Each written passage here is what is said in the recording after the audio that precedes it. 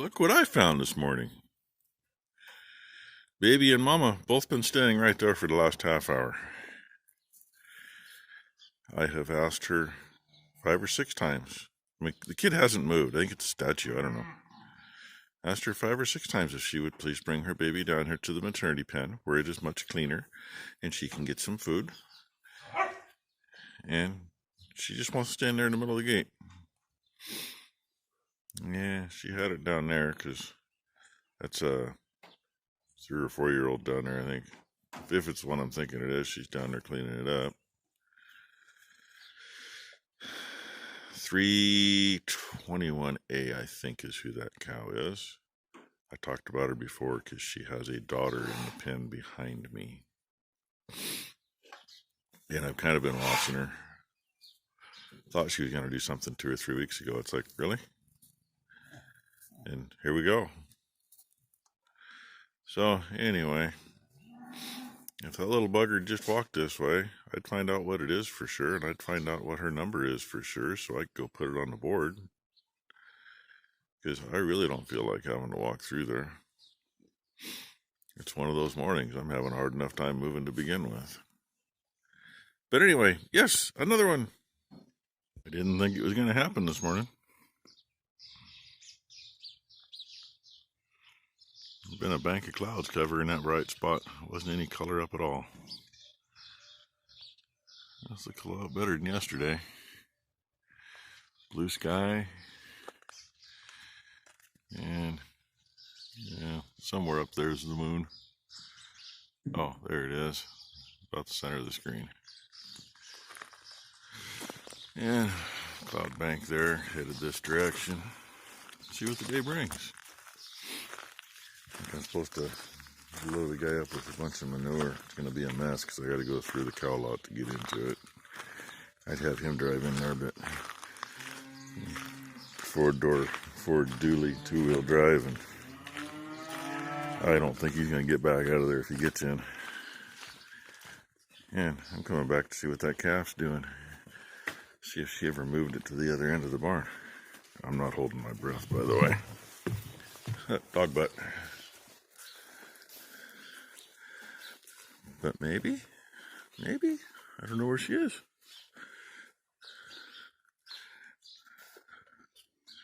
Well, I know where the calf is.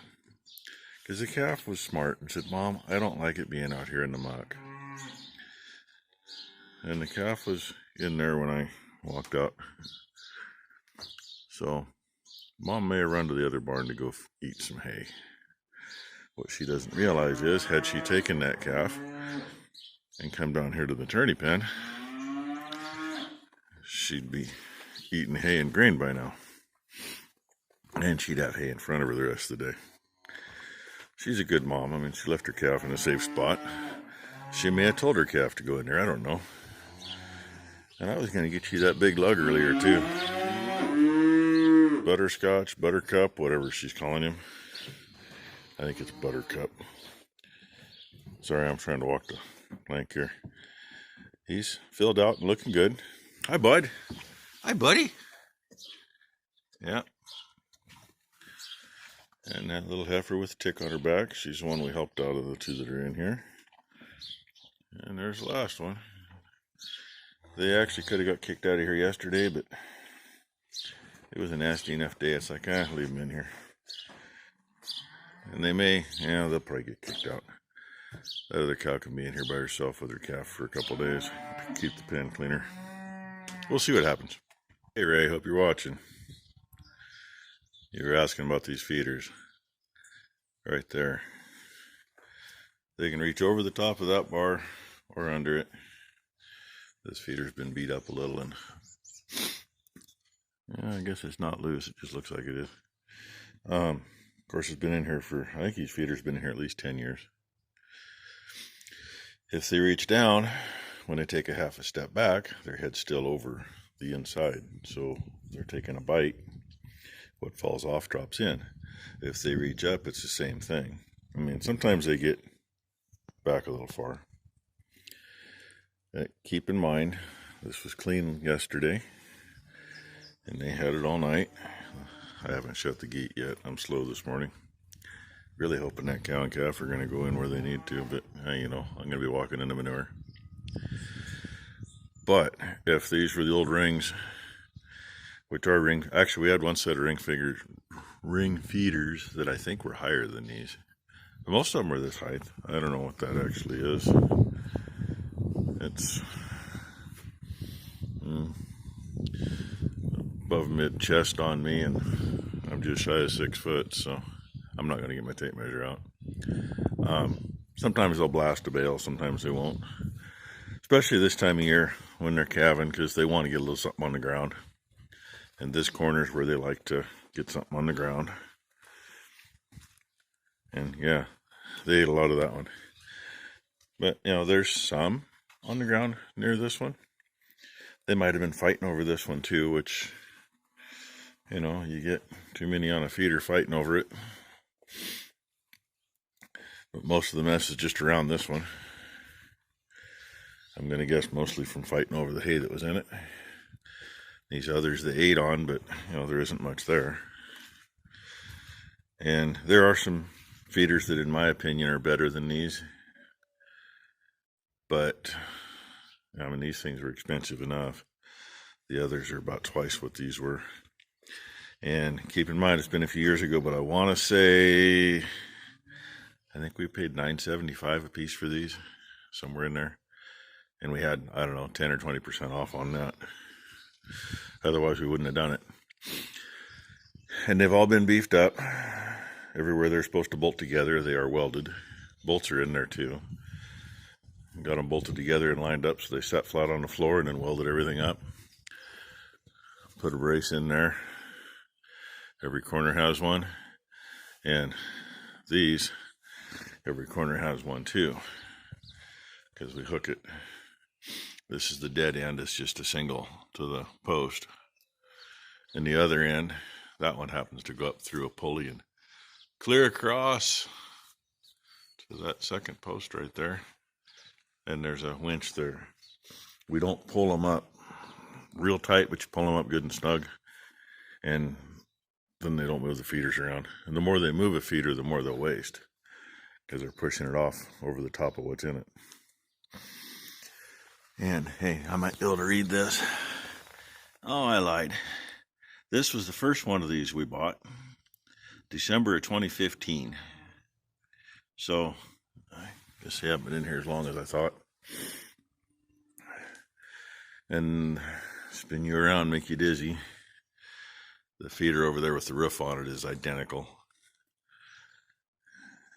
We actually had one or two of these in here with a ring feeder at the same time, and the difference was really big as to what they wasted. So hopefully that answered some questions and show these expensive things off a little better. I think they're a Balin, but don't quote me on that. I mean, obviously there's no stickers left. I'm sure there's others that make similar, because pretty much everybody makes almost the same things. And the real expensive ones that I really would have liked to have had, I think the outfit's in Oklahoma. Make them out of oil field pipe. I want to say it's Go Bob or something like that is the brand. I know there used to be some videos of them on YouTube way back when. I imagine there still are. So if I happen to find anything on that, I'll let you know, but I don't think I'm going to take the time to find it. And yep, there's that new calf. I wish she took whatever in. But yeah, just means somebody's got to get muddy. Probably be me. I really should be trying to get that boom on, but I was supposed to load some manure for a guy this morning. Haven't heard from him, so I was kind of dragging my feet on getting started and then hearing from him. I got to use the same machine. But I figured I better get some stuff cleaned up. So the mess that was here, other than that strap, is all gone now, put away. And, well, you know, when you get to making a mess on the floor and you're finally tired of everything, Had to pull this bench out and clean up. Had to move the welder and clean up. I haven't cleaned up around those buckets or that. I just swept the floor around them. But our rolling drawers under here were having trouble. So I pulled all them out, cleaned all that up, pulled the plasma torch out and another drill down there and cleaned all that out. And pulled the toolboxes out. Yes, it needed it. I didn't find all the crap back there. I thought I would, but oh yeah, got that argon bottle up where it belongs instead of sitting in the way. But that pile right there, that is just from where the toolbox set and behind this first drill press. And I was thinking, I know I've told the story on these drill presses before. These came out of a shop in Vancouver that Tektronix had. And when Dad worked for them, they were closing that shop, and they spent like 2 months trying to get somebody to buy the things. They come off a ship from World War II. This close one is still all original. It's a DC motor, it'll run 220. The other one's been changed. They gutted the motor and put a pulley in it, so it's set to actually run slow. That's what we run the hole saws on. And it's also been spaced up because we did some wheels for a guy's pulling tractor years ago. And in order to get it in far enough to put the holes in it that he wanted, we did that. So it works. At any rate, I'll get you up here and show you this. Leyland Gifford Company. Machine tools. Crankshafts. Okay, worst, I can't even say it today. You know where it is, it's in Massachusetts, and it's in the USA, by the way. On the back is the serial number plates on these. They are one serial number apart, and these are built in, I don't remember, it was 42, 43, or 45. I'm not going to pull them out. They weigh damn near 1,200 pounds a piece anyway. But that's what we have. And the tops on the tables, that's what Tektronix put on the original. We've never taken one off. The original, edge of the original table is actually clear in here. Right about here's the corner. Yeah, they've been beat around, they've been used, they've been abused. I'd still take one of these over a new POS any day of the week. And I guess that's about all I can say about them. That motor's actually off of one of those POS machines that we used to have. Is this one had a 3-phase on it. We don't have 3-phase in the shop. So we pulled the 3-phase off and put that one on.